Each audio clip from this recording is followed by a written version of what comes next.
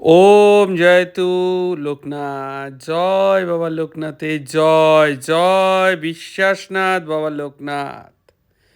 বাবা লোকনাথ প্রায়শই একটি কথা বলতেন, গুরু কৃপাই হলো এই জগতের সর্বশ্রেষ্ঠ ধন। গুরু কৃপা পেলে অসম্ভবকেও সম্ভব করা যায়।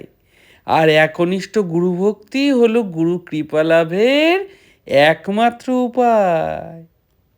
বাবা তার ভক্তদের বারংবার নির্ভয়ে থাকতে বলেছেন। তিনি একাধিকবার বলেছেন, আমি থাকতে তোরা কেন এত ভয় পাস? তোরা কি মনে করিস আমি একজন সাধারণ মানুষ? ওরে না রে, আমি যে কে তা তোদের নিজ মুখে কিভাবে বলি?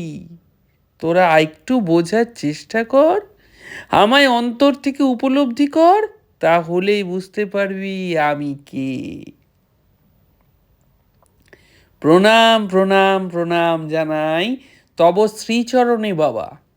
জয় বাবা লোকনাথের জয়, জয় কৃপা সিন্ধু পরম দয়াল বাবা লোকনাথ। দাদাভাই, আমার নাম সপ্তর্ষি চক্রবর্তী, থাকি কিষানগঞ্জে। বাবা লোকনাথের অলৌকিক কৃপার কথা কি বলবো দাদাভাই। আজ থেকে প্রায় বছর 10 পূর্বে এক মেলাতে বাবার ছবি আমি প্রথম দেখি। বেশ অবাক হই যখন দেখি বাবার পায়ের নিচে কি যেন লেখা রয়েছে। কৌতূহলবশত ছবিটি হাতে নিয়ে দেখা শুরু করি। দেখি লেখা বাবার সেই চিরাচরিত অভয়বাণী, রণে বনে জলে জঙ্গলে যে যেখানেই বিপদে পড়িবে আমায় স্মরণ করিও, আমি তোমাদের রক্ষা করিব। লেখাটা পড়েই যেন সারা শরীরে এক অতি অদ্ভুত শিহরণ খেলে যায়। ভাবতে থাকি, কি অদ্ভুত এই লেখা! কই আমি তো অনেক ঠাকুর দেবতার গুরুদেবের ছবি দেখেছি, এত সুস্পষ্ট অথচ সাবলীল ভঙ্গিতে এমন অভয়বাণী আর তো কখনো দেখিনি। সাথে সাথেই ছবিটা কিনে আমার পড়ার টেবিলে এনে রাখি। প্রথম প্রথম অবশ্য পুজো শুরু করিনি আমি, শুধুমাত্র দুবেলা প্রণাম করতাম নিয়ম করে। কারণ এটা বুঝতে পেরেছিলাম যে এনার মধ্যে আলাদা কিছু একটা রয়েছে, যেন এক উজ্জ্বল জ্যোতি, যেটা অন্যান্যদের মধ্যে নেই। এরপর বেশ কিছুদিন কেটে যায়। একবার বন্ধুর সঙ্গে এক ভয়ঙ্কর বিপদে পড়ি।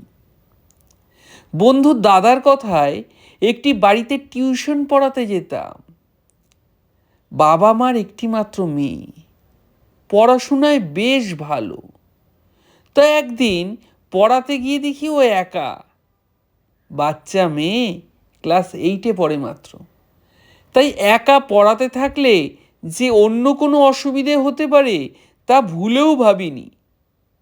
তবে সেদিন মেয়েটি এক অপ্রীতিকর ঘটনা ঘটাতে গেলে সেই মুহূর্তে ওর বাবা মা চলে আসে।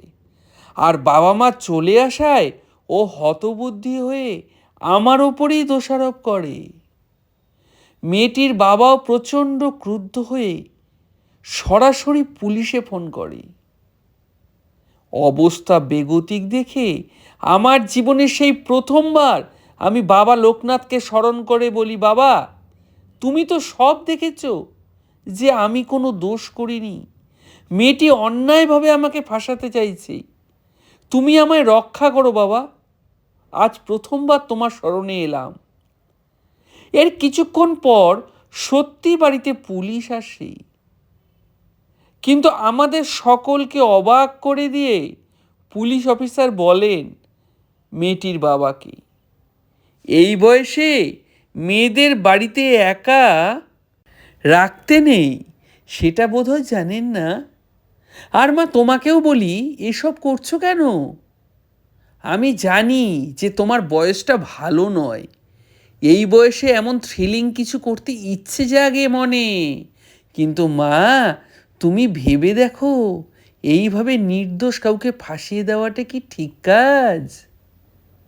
এইসব বলে সকলকে অবাক করে দিয়ে তিনি চলে গেলেন, যেন কিছুই ঘটেনি। অথচ আমার দিকে তাকিয়ে কেমন যেন একটু হেসে তিনি গেলেন। পরে আমি উপলব্ধি করতে পেরেছিলাম দাদাভাই, সেই দিন সেই পুলিশ অফিসারটির মধ্যেই স্বয়ং আমাদের বাবা লোকনাথ এসেছিলেন, আর এসে আমায় তিনি বাঁচিয়ে দিয়ে গেলেন।